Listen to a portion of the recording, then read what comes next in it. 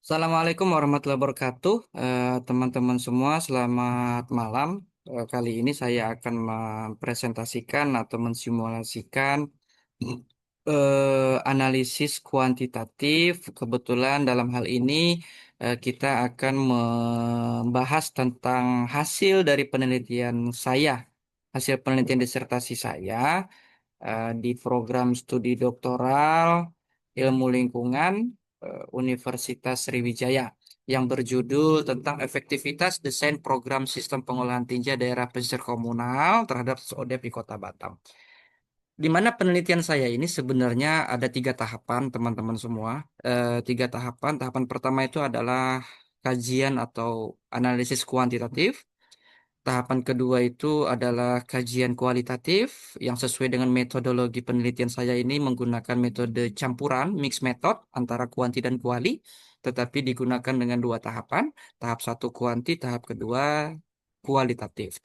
Dan tahap ketiganya itu adalah melakukan analisis pengaruh penerapan desain SPTDP komunal terhadap status ODF di Kota Batam.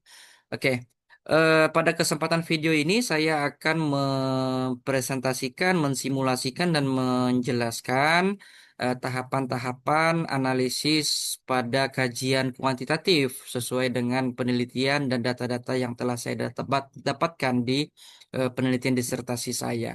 Di mana di sini saya memiliki 7 variabel independen pada kajian kuantitatif saya. Yang pertama itu adalah kebocoran, kedua bau, tiga penyumbatan pada pipa SPTDP, empat kejadian waterborne disease, lima kebiasaan BAB, enam sikap, dan tujuh jenis pekerjaan. Lalu variabel dependen saya ini adalah efektivitas desain SPTDP komunal yang terdiri dari dua kelompok. Kelompok pertama adalah responden yang berada di lokasi terpasang SPTDP komunal dengan metode 1 Septing 3-5 rumah. Yang kedua adalah kelompok responden yang terpasang SPTDP komunal dengan metode 1 Septing 1 rumah.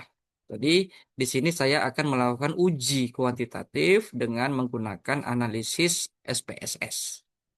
Baik, seperti biasa, sebelum kita masuk ke tahap kajian, kita membutuhkan data-data berapa populasi dan sampel yang akan kita lakukan penelitian. Nah, di sini sesuai dengan apa yang saya sampaikan sebelumnya, eh, populasi saya itu adalah masyarakat dalam hal ini keluarga yang terpasang SPTDP komunal dengan dua kelompok.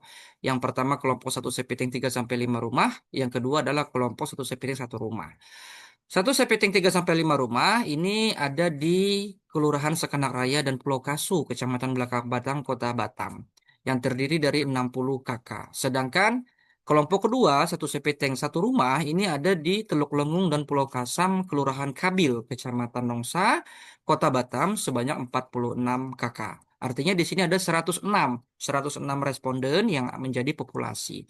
Sedangkan penentuan sampel pada penelitian ini saya menggunakan teknik total sampling. Total sampling artinya seluruh populasi itu dijadikan sampel pada penelitian ini. Ada 106 sampel dalam penelitian yang akan saya lakukan dan analisa. Tahapan-tahapan analisis kuantitatif pada penelitian saya itu terdiri dari tiga tahapan. Yang pertama analisis univariat, yang kedua bivariat, yang ketiga multivariat. Baik, teman-teman mungkin kini menjadi dasar kita dalam melakukan kajian atau analisis-analisis yang akan kita presentasikan dan kita simulasikan pada video berikut pada tahapan berikutnya. Di mana di sini univariate itu yang pertama kita harus menentukan mengidentifikasi jenis variabel. Kebetulan pada penelitian saya ini variabel saya adalah numerik dengan jenis numerik. Lalu penyajian hasil data pada jenis data numerik ini bisa dengan bentuk tabel atau grafik sesuai dengan variabel-variabel yang diteliti, yaitu saya punya 7 variabel. Lalu interpretasi hasil univariat ini saya akan menginterpretasikan dalam bentuk distribusi frekuensi dalam persentase sesuai dengan variabel-variabel yang saya teliti. Baik, sebelumnya saya akan masuk ke data-data yang saya miliki. Tentu teman-teman jika sudah melakukan penelitian, teman-teman pasti sudah memiliki data-data hasil dari pengumpulan data dengan alat-alat pengumpulan data. Di sini saya menggunakan alat kuesioner, lembar observasi, dan telah dokumentasi yang sudah saya tabulatingkan dalam master data yang saya miliki dalam Excel ya. Dalam Excel. Lalu di sini sudah saya coding sesuai dengan definisi petunjuk di definisi operasional dalam penelitian saya di bab 3 metodologi penelitian. Ini sudah sesuai semua. Mulai dari X1 itu adalah variabel independen saya sampai X7 tadi ada 7 variabel independen. Ini sudah saya masukkan. Terus variabel Y-nya, variabel dependen itu adalah Y1. Sedangkan Y2 di sini ini adalah variabel status ODF yang nanti akan masuk ke tahap penelitian ketiga sebenarnya. Tapi kita hanya membatasi di sini pembahasan kita sampai pada tahap pertama, kajian kuantitatif. Oke, setelah kita memiliki data seperti ini nanti akan kita bisa melakukan share atau langsung dikirim ke aplikasi SPSS yang kita miliki di perangkat komputer atau laptop teman-teman masing-masing, atau kita bisa copy paste ke dalam aplikasi SPSS tersebut. Sebelum kita memasukkan data-data yang di Excel ini ke SPSS, terlebih dahulu kita harus mempersiapkan eh, SPSS kita, termasuk variabel-variabel yang harus kita muat di dalam SPSS tersebut. Di sini kebetulan saya sudah memasukkan data saya karena memang ini sudah saya analisa sebelumnya. Namun saya akan bahas terlebih dahulu bagaimana tata cara untuk mengisi variabel-variabel yang akan kita teliti, yang kita masukkan ke dalam SPSS. Di sini kita mengklik variabel view. Variabel view yang pertama ini awalnya ini kosong ya. Kalau misalnya teman-teman belum memasukkan atau membuat di SPSS ini semuanya kosong. Tinggal teman-teman klik X1. Ini X1 ini coding saya. Teman-teman silahkan membuat di sini. Boleh dengan judul, misalnya variabel tadi saya kebocoran. Teman-teman boleh klik di sini kebocoran. Tapi saya di sini menggunakan X1 ya. Karena saya cukup banyak variabel independennya, jadi saya menggunakan X1. Selanjutnya, selanjutnya di sini saya di label ini ditulis sesuai dengan variabel yang diteliti. Di label ini kebocoran. Ya, ini adalah variabel independen pertama yang saya lakukan analisa. Lalu di values ini wajib kita isi sesuai dengan coding atau kategorik yang kita tetapkan di definisi operasional di bab 3 yang kita buat. Di sini saya bocor itu satu ya. Kode satu itu adalah statusnya bocor.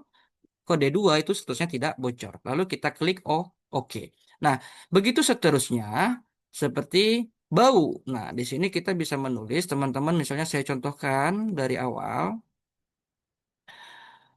Di satu itu berbau misalnya, berbau. Terus coding 2 itu tidak berbau. Nah, tinggal di add terus oke. Dan seterusnya. Ini nanti teman-teman sesuaikan saja sesuai dengan definisi operasional penelitian teman-teman masing-masing pada kajian kuantitatif ya.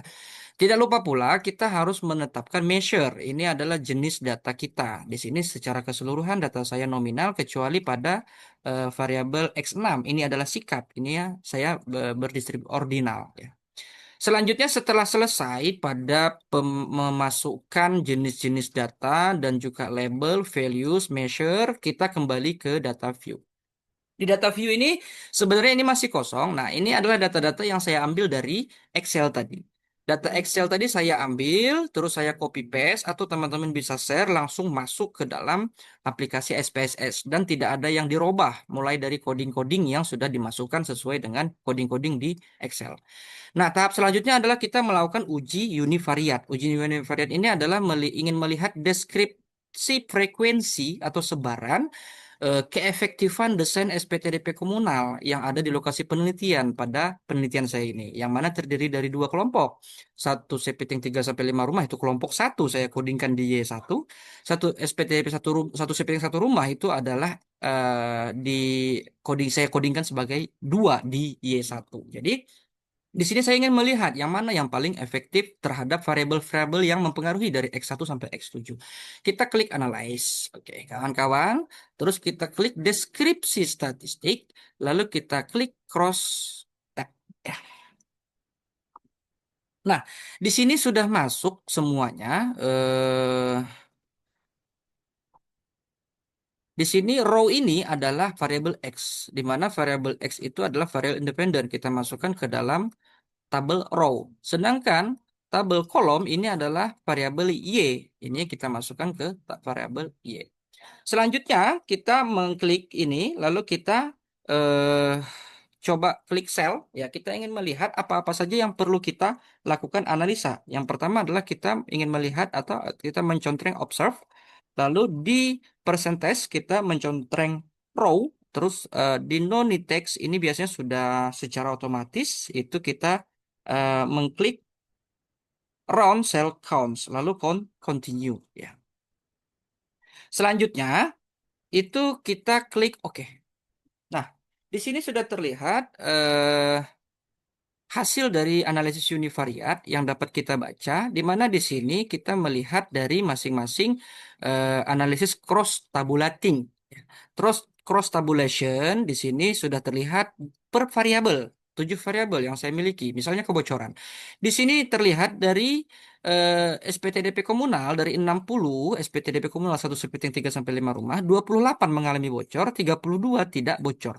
Sedangkan 1/1 rumah, 8 mengalami bocor, 38 tidak bocor. Nah, untuk mempermudah dan mempercantik pada penampilan di apa di hasil analisis disertasi, skripsi atau tesis teman-teman semua, teman-teman bisa membuat tabel seperti ini, 2x2 ya namanya. Tabel 2x2 seperti yang saya buat di disertasi saya. Seperti ini.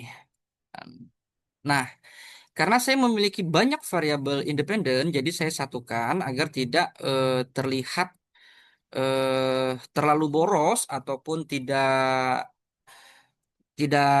terlihat cantik ya, biar terlihat cantik maka saya satukan 7 variabel ini terhadap keefektifan desain SPTDP komunal. Tadi sudah kita lihat per variabel kebocoran itu ada 28 yang bocor, 32 tidak bocor, sedangkan 1/1 rumah 8 yang bocor dan 38 tidak bocor. Artinya di sini secara keseluruhan saya simpulkan dari hasil penelitian saya, ini sudah saya masukkan semua variabel, 7 variabel independen terhadap efektivitas desain, variabel yang paling dominan tidak efektif, yang paling tinggi yaitu adalah variabel pada desain kelompok SPTDP komunal 1/3 sampai 5 rumah karena mayoritas tingkat kebocoran, tingkat bau, penyumbatan, kejadian waterborne disease, kebiasaan masyarakat melakukan buang air besar, sikap, jenis pekerjaan, itu yang negatifnya itu yang paling tinggi pada metode 1/3 sampai 5 rumah daripada 1/1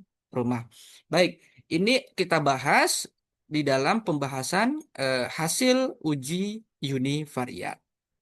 Mungkin sampai di sini teman-teman sudah memahami. Lalu setelah uji univariat, analisis univariat selesai, kita masuk ke tahap analisis bivariat. Apa itu analisis bivariat? Analisis bivariat ini adalah analisis tahapan berikutnya untuk melihat pengaruh atau untuk melihat hubungan atau untuk melihat perbandingan perbedaan. Kita sesuaikan dengan jenis penelitian kita. Kebetulan pada penelitian saya ini saya memiliki 2 kelompok variabel dependen yang ingin saya bandingkan yang mana yang paling efektif, apakah 1/3 sampai 5 rumah atau 1/1 rumah. Uji perbandingan ini bisa digunakan yang pertama dengan menggunakan Mann-Whitney test atau dengan uji T, di mana di sini harus kita menentukan jenis data dan distribusi data. Jenis data dan distribusi data pada penelitian saya ini, eh, jenis datanya, variabel bebasnya dikategorikan dengan 2 kelompok, yaitu desain SPTDP komunal dengan 3 sampai 5 rumah dan 1 rumah 2 kelompok. Terus distribusi data pada penelitian saya ini, jika ingin menggunakan Mann-Whitney test, maka harus tidak berdistribusi normal. Sebenarnya setelah kita melihat kalau jenis data kita itu sifatnya numerik, otomatis pada hukum statistik itu sudah tidak berdistribusi normal. Tetapi untuk pengabsahan kita wajib melakukan uji SPSS juga untuk menentukan apakah tidak berdistribusi normal atau berdistribusi normal. Nah, Kategori yang tidak berdistribusi normal itu jika nilai p-value kurang dari 0,05. Tetapi kalau data itu berdistribusi normal, itu nilai p-value-nya lebih daripada 0,05. Sekarang kita lakukan analisis uji normalitas pada data yang saya miliki. Dengan kita buka kembali data SPSS saya, ya. SPSS saya kita buka kembali teman-teman semua, lalu kita akan melakukan uji normalitas. Di mana di sini kita mengklik analyze, terus kita mengklik deskriptif statistik, selanjutnya kita mengklik explore. Ya, explore.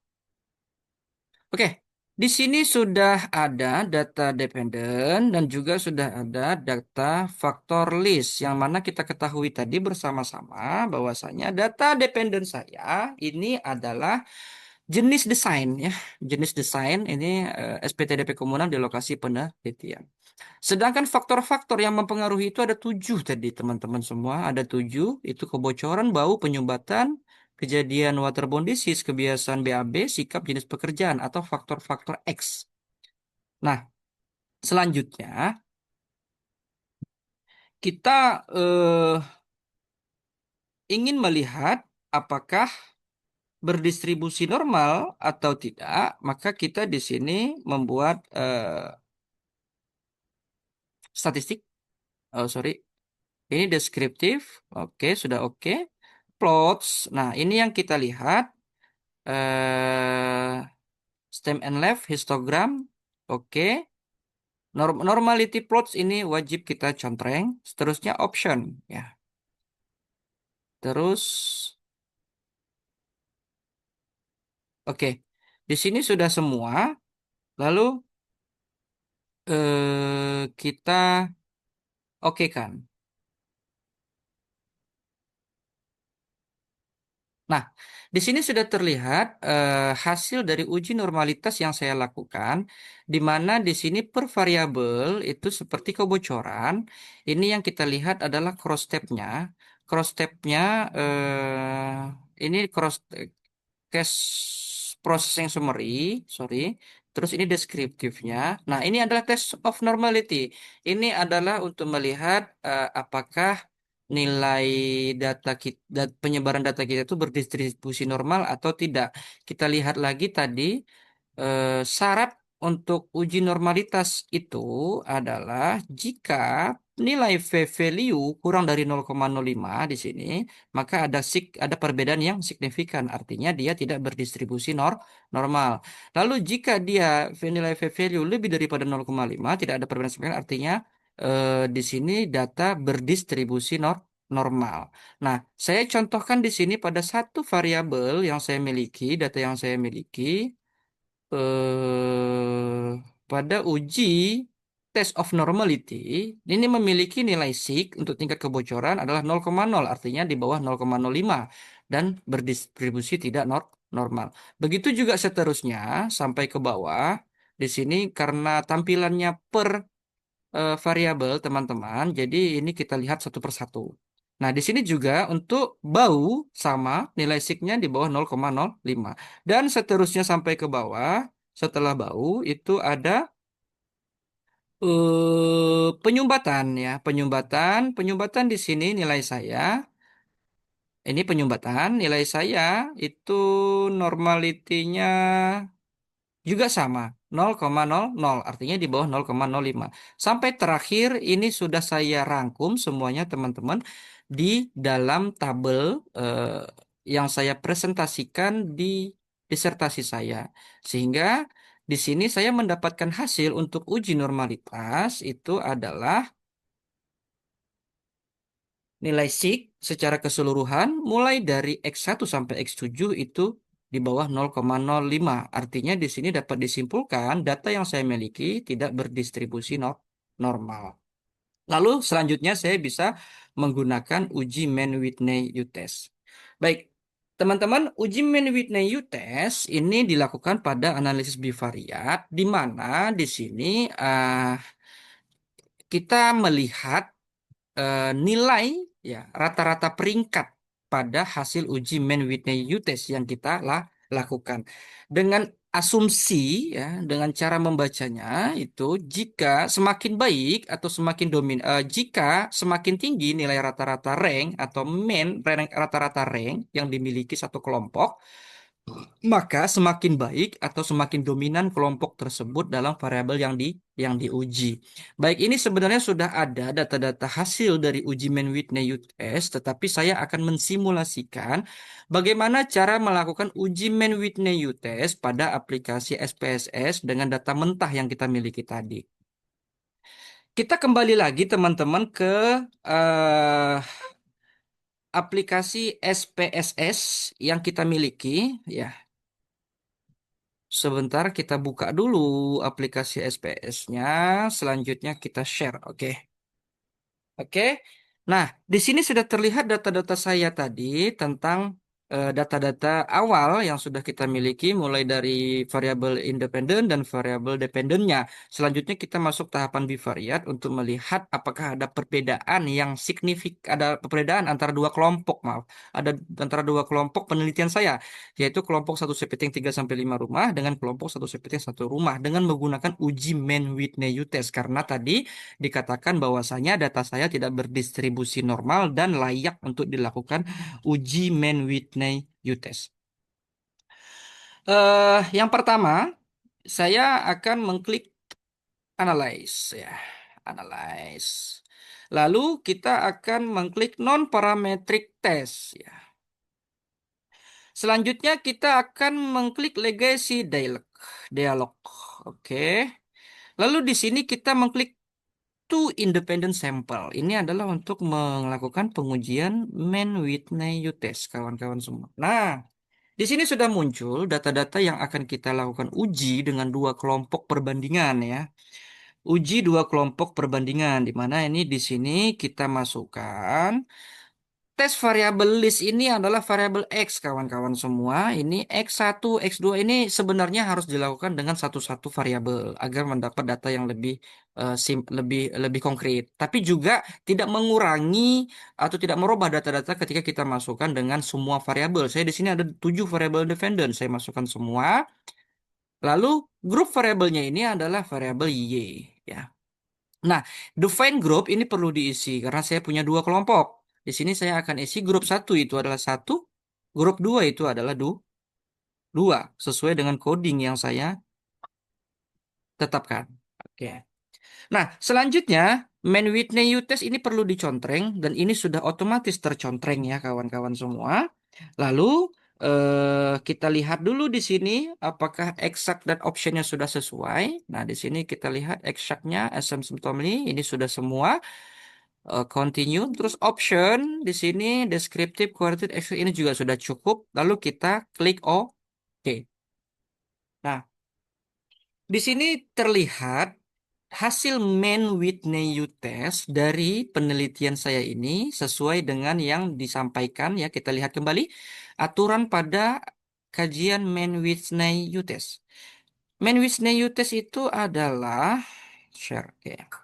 Mann-Whitney test itu adalah kita melihat perbandingan antara dua kelompok yang kita lakukan pengujian terhadap variabel-variabel pengaruh dengan melihat nilai rata-rata atau rata-rata peringkat, sorry, rata-rata peringkat, rata-rata rank pada hasil penelitian. Di mana di sini diasumsikan dengan kesimpulan semakin tinggi nilai rata-rata rank atau main ranknya, maka semakin baik atau semakin dominan kelompok tersebut dalam variabel yang diuji.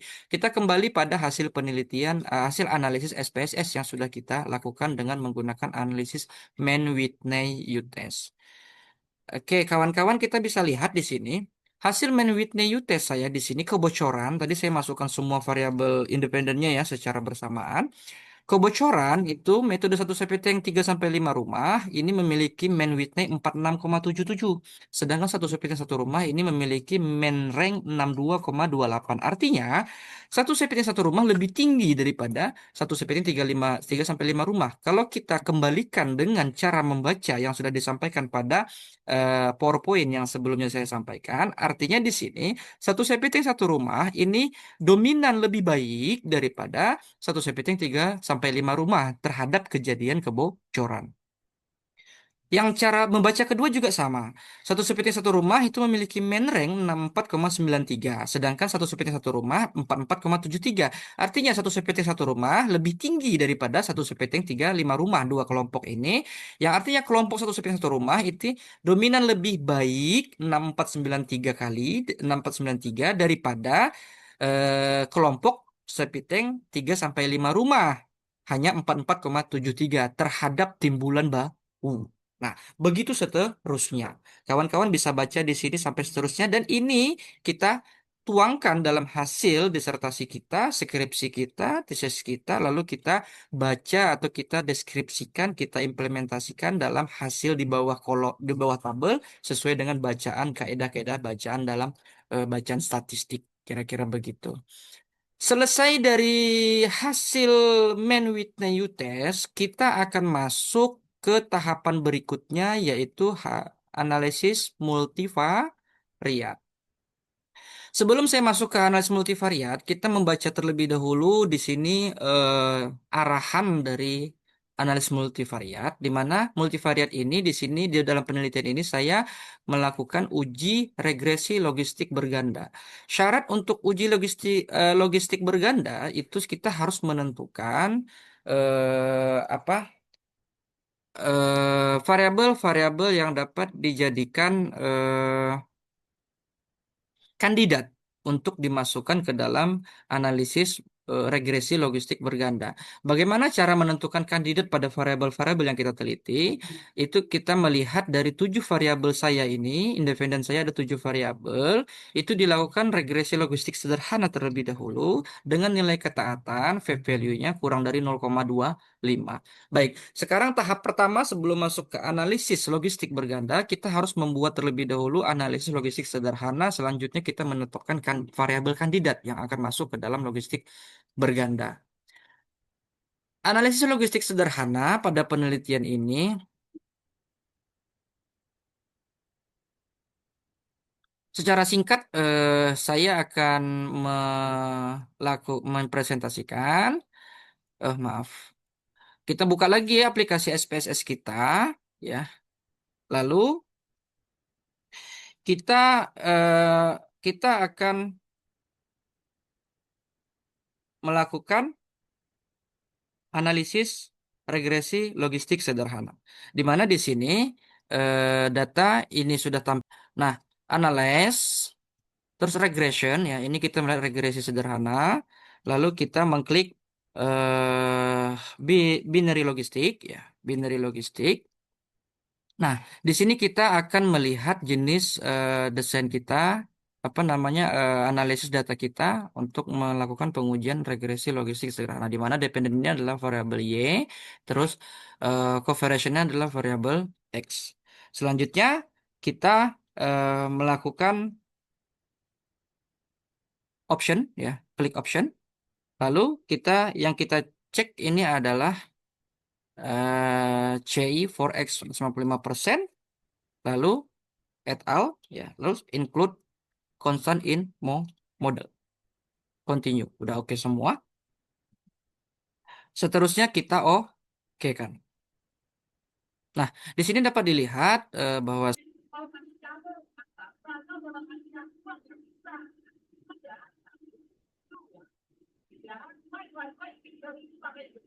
nah, ini teman-teman semua. Jadi dari 7 hasil analisis ini yang merupakan variabel yang kita lihat untuk apakah di bawah 0,25 ini adalah di variabel not in the equation. Yang mana kita lihat ini nilai signya X1 sampai X6 yang masuk ke dalam variabel 0,25. Sedangkan selebihnya yang X7 itu lebih daripada 0,225. Selanjutnya di situ kita presentasikan juga ke dalam hasil SPSS kita di hasil data. Nah, di sini sesuai dengan yang tadi, ini X7 ini tidak signifikan sehingga tidak bisa dijadikan kandidat. Sedangkan X1 sampai X6 ini dijadikan kan kandidat. Terakhir, ini adalah analisis multivariat dengan metode enter. Ini nilai value katakannya adalah dikurang kurang dari 0,005. Di mana di sini kita presentasikan kembali, teman-teman semua. Sorry ya, kita presentasikan kembali teman-teman semua untuk hasil analisis sederhana tadi sudah sesuai. Ada 6 variabel X1 sampai X6 yang akan menjadi kandidat untuk masuk ke analisis logistik berganda. Baik, selanjutnya kita masuk ke analisis logistik berganda, di mana di situ kita buka lagi ya SPSS kita. Lalu kita klik analyze, sorry sorry sorry, hilang dia analyze, lalu regression, lalu binary logistik ya, oke. Lalu di sini cukup 6 saja, X1 sampai X6.